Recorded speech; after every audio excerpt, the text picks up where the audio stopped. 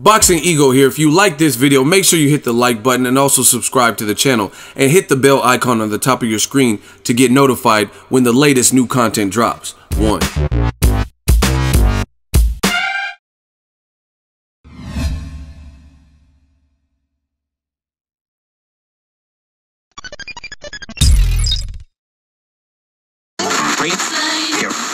But I mastered that style. It's like the 5 deadly venoms. So all he had to do was get next to a nigga like that, and he could destroy him. Believe in that, for real. We plan to take the same strategy we use with Death Row West, mind over matter, taking all our weaknesses and making it to our strength. That all these people talk about an East Coast, West Coast war, they like the Judas was to Jesus. They only here to cause confusion. We here to bring money and to bring change. They here to cause confusion. All these weak rappers, Nas, all these suckers, they battling off of East and West like this is a game. This ain't no game. If this was chess, we'd be yelling checkmate 3 years ago because we've been beat these. It's not a game. Between you and AJ, it's like who rules the heavyweight kingdom. It's like an election. It is that. It is that. What up, Fight World? It's your boy Ego, and I'm back with some more boxing. Make sure you smash the like button.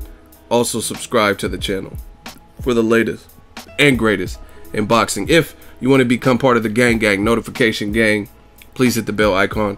Shout out to the super chats, channel donations, the Venmo, and the Patreon family. We are working. Now I come back to you. It's been a minute, but I'm back as EGOVELI. Let's go, man. And I had to come back as EGOVELI to discuss what the fuck is happening in the heavyweight division. I ain't a killer, but don't push me. In the sea. Now let's get into it. And before I start, let me start with this disclaimer. This is not a UK versus USA video. I see a lot of people who are trying to make this like the East Coast versus West Coast beef. The me and Biggie situation is smaller than that. Like, this is not a UK versus USA thing. And for one, for me personally, I used to live in England for years. I went to school out there, right? When I was a kid. I love it. Great place.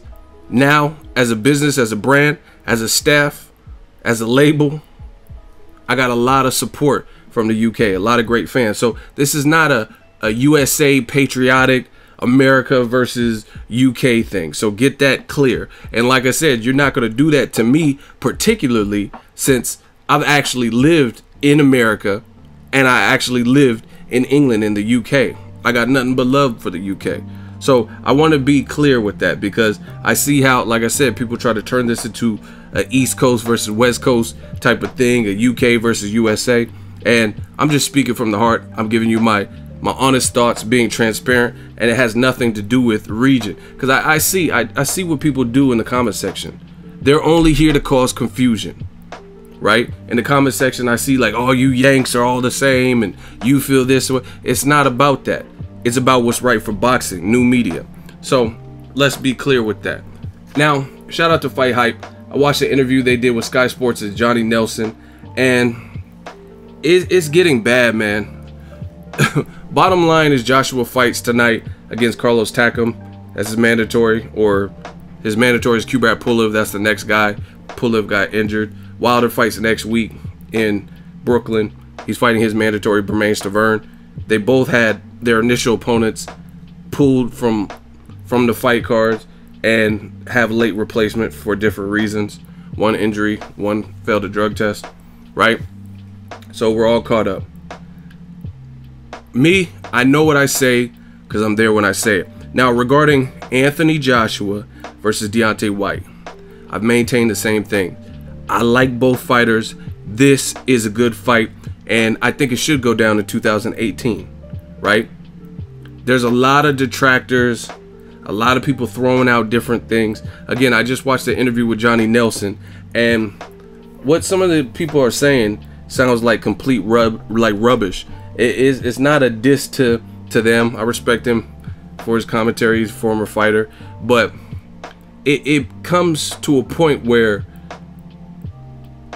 defending your countrymen or sticking up for them, it has to come with limits. You guys, you know what I'm saying? I'm a man of integrity. So like me on my channel, I don't care if you're from America, Mexico, UK, Puerto Rico, wherever. Like, you know what I'm saying? It doesn't matter where you're from. I give you my honest thoughts. If I think an American fighter is going to get his ass whooped, then that's what it is. You know what I'm saying? And I noticed, and to a degree, I wish we had more of that in America, that camaraderie, that brotherhood, where there's a lot of guys from the UK and they really ride for their own. I mean, I remember even Johnny Nelson was saying that Amir Khan has what it takes to beat Canelo. I never seen that. Like, Amir Khan's a solid fighter, but he was up against it. Going to Canelo's weight, no rehydration clause. Some people, like, you know what I mean, the chin issues. It was always an uphill battle. But Johnny Nelson, let him tell it. He was saying that Amir Khan had a chance. You know what I'm saying? So it's getting crazy. So let me get to the beans and the meat of this subject. Joshua Wilder, great fight. It should happen. They should have a clear 2018 if they get past their mandatories, which we will find out between today and next week, right? And I've noticed a lot of fear. Some of it's from the fans, and it's just different stuff being said. And to me, it's not making sense. I tell you guys all the time on the channel, listen to what people say then and now, and you guys do the math. And this whole Joshua Wilder shit is not adding up. For example, saying Wilder only fights bums, but Joshua did an interview where he said, I might need more time to face Wilder because who knows, it might not have been the right time in 2018. Maybe we wait till 2019. Maybe wait till 2020, right? These guys are both champions. It's a good fight. And bottom line is, no matter what you throw out, you cannot name a bigger heavyweight fight. But Johnny Nelson tried to. And like I said, to me, it's getting a bit pathetic. In this interview, which I'll link in the description box with Fight Hype, Johnny Nelson, he was saying that basically Joshua has options. And I'm okay with that. I'm a realist. Joshua does have options. He's an A-side, big star. Ladies love him. Cool, great. But he also went on record saying that David Haye versus Tony Bellew is a bigger fight. The title of Fight Hype's video is something like Johnny Nelson bursts Deontay Wilder's bubble and names X, Y, and Z fights that are all bigger for Joshua than the Wilder fight. And I disagree with that wholeheartedly. Straight up. I can't see how you can make an argument that David Haye versus Tony Bellew would be a bigger fight for Joshua. Now, I know the UK fans love their fighters. I know the UK fans are smart. So let's do a quick chronological order. David Haye, guy who came up from cruiserweight, good fighter. He was supposed to fight Tyson Fury. And so you got to know your boxing to know where I'm talking about. A little bit of chronological order, right? He's supposed to fight Tyson Fury. They even had a press conference. All of a sudden, Haye pulls out. He says he's injured. Then he retires for about 3 years, right? He comes back. He fights a lot of low-level competition. I mean, one guy was undefeated, Arnold Greg. Cannon Briggs crashes his press conference. He says, can you pass a brain scan, right? Promises that on tape, David Haye said, if Cannon Briggs fights on his undercard and can pass his medicals, then he'll fight him in the future, like in the next fight. They both do that. Cannon Briggs knocks out his opponent. So does Haye.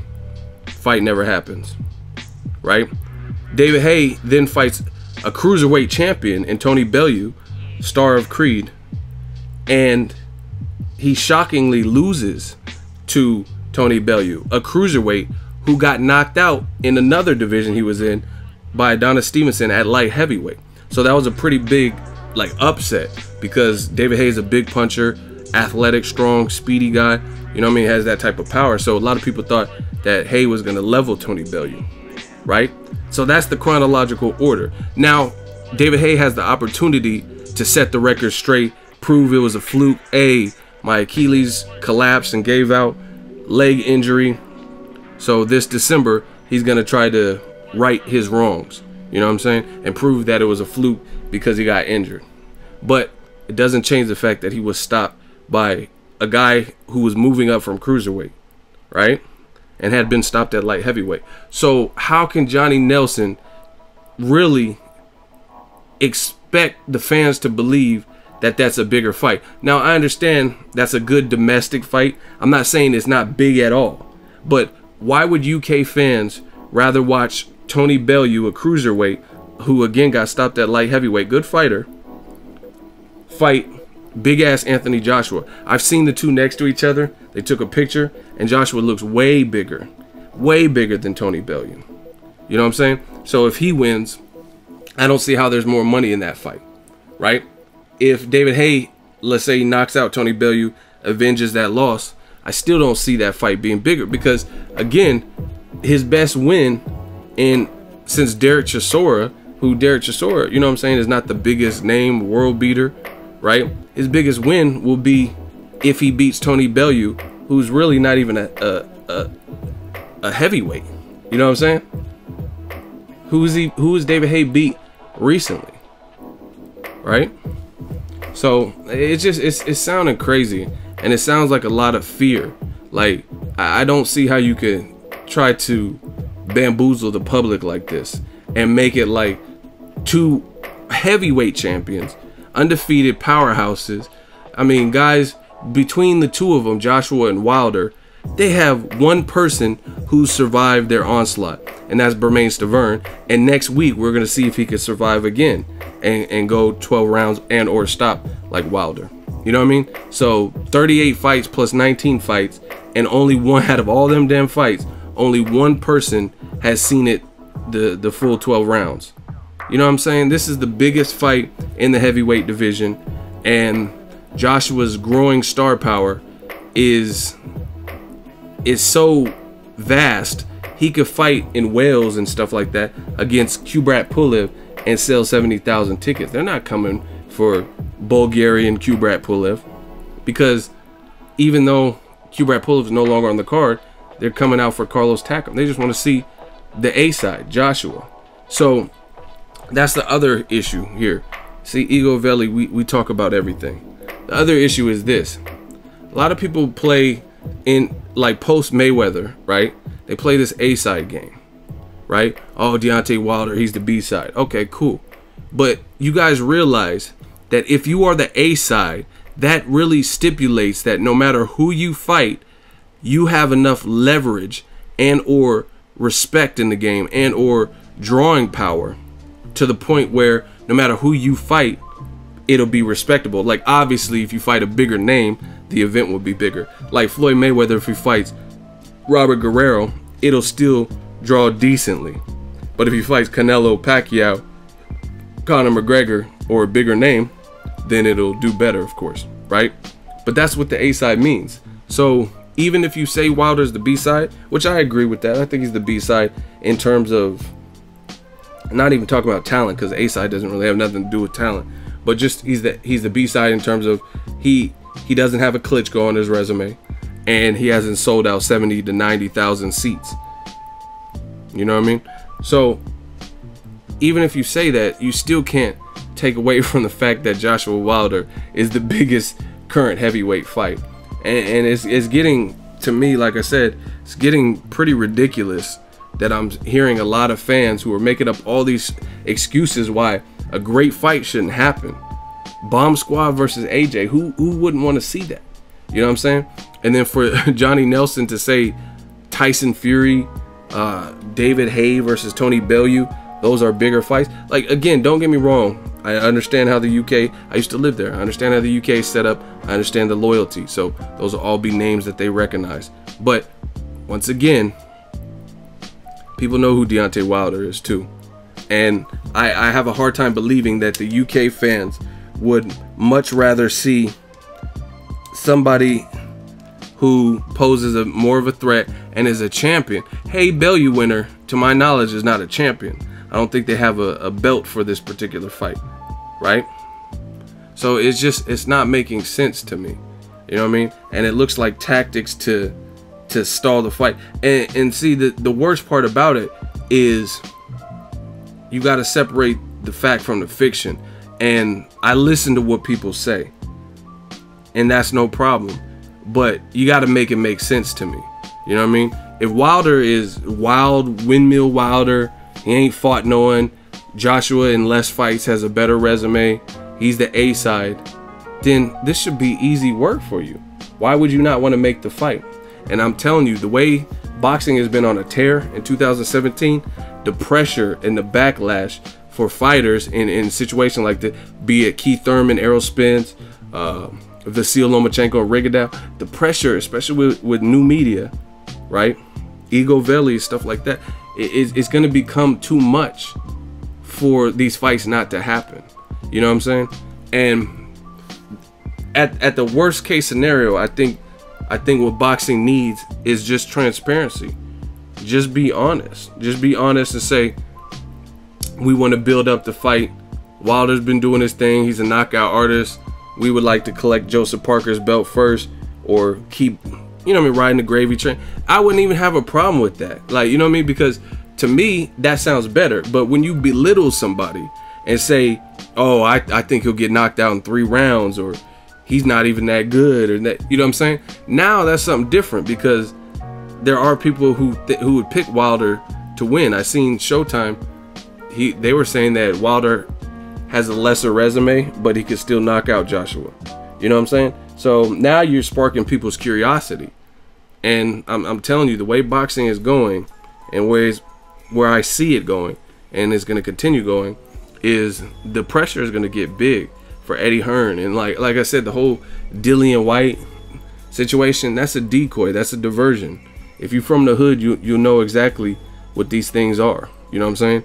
You see cops coming or something, and your friends in the store robbing, then you try to distract them. And that's what the Dillian White situation is.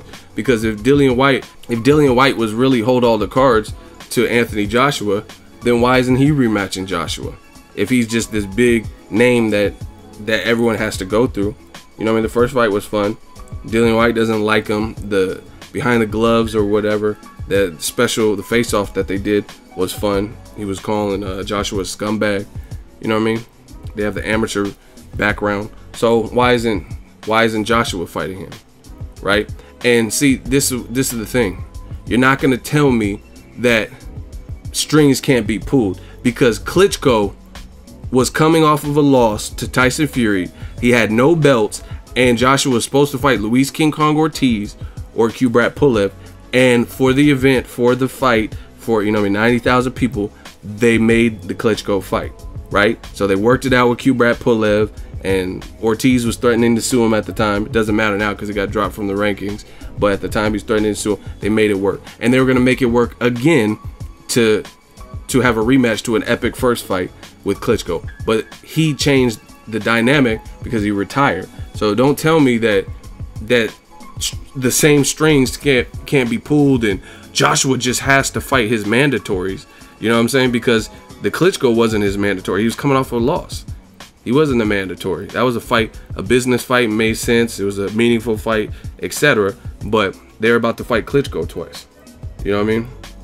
So I just feel like the walls are closing in with this particular situation. And the worst part about it, the worst that I've seen, the worst part about it is that you have fans and such who are making it sound like Wilder will get knocked out easy, but then they're also telling you every excuse and every reason why the fight shouldn't happen. And Wilder has to fight Dillian White to build his profile. Like, really? Like, are you really going to, let's say he beats Dillian White, which I thought Derek Chisora did, and Joshua definitely did because he knocked him out, right? Are you going to be like, oh, wow, now I definitely got to see AJ? Or would you watch AJ? If AJ and Joshua decided to fight in the summertime at Wembley, would you watch it right now? Like, let's say they just fight their mandatories. Of course you would. You know what I'm saying? So this whole Dillian White decoy situation. And again, if Dillian White holds all the cards, why is he fighting a guy like Robert Helenius? Solid guy, not a big name. You know what I'm saying? Why isn't he fighting like a Gerald Big Baby Miller or somebody who's probably ranked higher? You know what I mean? Because he's trying to, you know what I mean, just move his career and eventually get another shot at a big name or a title shot. So there's a lot of politics here, and EGOVELI had to address it. But to me, it's not looking good for all of the people who are creating this narrative that Wilder doesn't deserve to fight, and Tony Bellew is such a big fight, and David Haye is a big fight. Tyson Fury. Listen, Tyson Fury, I like the guy. He's good for the heavyweight division, but he's extremely big right now. He just got his license. He's just getting his life back on track after failing 2 drug tests with cocaine. We don't know if this man is going to be the same fighter. He just retired, literally retired over the summer or a couple months ago, and then unretired. And you know what I'm saying? We haven't really seen no action from him. So how is that a bigger fight? You know what I mean? Than 2 knockout artists. I rest my case. Let me know what you guys think. Joshua Wilder is a good fight, and we're going to stay on top of this particular story. And it's not about, like I said, the UK, USA, or Joshua versus Wilder, who you love and hate. It's about what's right for boxing. And I think this is a big fight for boxing. And it just, the narrative and the pictures that's being painted, to me, seem like fallacies. You know what I mean? To act like Haye-Bellew is a bigger fight. Then why is everyone talking about the Wilder-Joshua fight right now? I ain't heard one person really even talk about Haye-Bellew too, in general. You know what I mean? I have a channel. Go look through YouTube, the YouTube stratosphere, and see how many Haye-Bellew videos you have. Not necessarily like coverage videos, but videos of people talking about the fight. And then go see other popular channels and how many people are talking about Wilder versus Joshua. Right? Showtime, they're doing these little segments. They're asking Joshua about Wilder. They're asking, you know what I mean, when Wilder was at the Barclays for that 154-pound triple header, everyone's asking him about Joshua. All these interviews. So how are you gonna lie to the public basically by saying Haye-Bellew is a bigger fight? And I can't stand by that. I believe in supporting your own, supporting your countrymen, patriotism and all that, but I also believe in being honest with thyself and being transparent. Let me know what you guys think. Drop it in the comment section. EGOVELI, and I'm out. So if you enjoyed this video and want more content like this on the channel, you can show your appreciation by going to the PayPal donate button or the YouTube support button, and you can donate any amount that you feel is equivalent to the value of this video. Much more to come. Thank you guys for your support. Boxing Ego, the future of boxing.